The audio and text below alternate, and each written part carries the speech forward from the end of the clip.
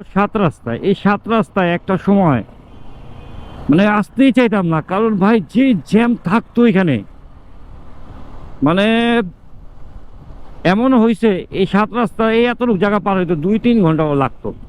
কিন্তু এখন দেখেন মাশাল্লাহ কত সুন্দর, একেবারে ক্লিয়ার। কিন্তু এত ক্লিয়ার কিন্তু থাকে না, আজকে শুক্রবার তাই একটু বেশি ক্লিয়ার। কোনো যানজট নাই, একেবারে কম, গাড়ির চাপ একেবারে নাই বললেই হয়। খুব ভালো লাগতেছে, আবহাওয়াটা এত চমৎকার।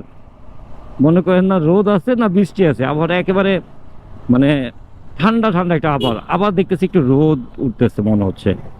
তো সব মিলে খুব ভালো লাগতেছে।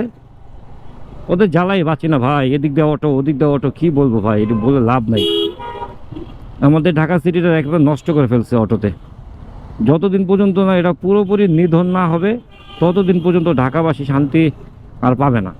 আশা করি সব দিকেই তো দেখতেছি অভিযান চলতেছে, খুব শীঘ্রই আমরা একটা সমাধান পাবো আশা রাখি আর কি। আর এখন আইসা পড়ছি আমরা আবার ফ্লাইওভারে। এখান থেকে দেখেন কত সুন্দর লাগতেছে ফ্লাইওভার থেকে ঢাকা সিটি দেখতে।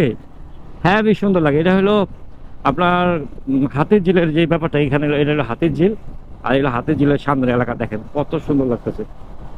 বরাবর এখানে আসলে ভাল লাগে, এই জায়গাটা সুন্দর। একটু পরে আমরা শান্তিনগর নামবো।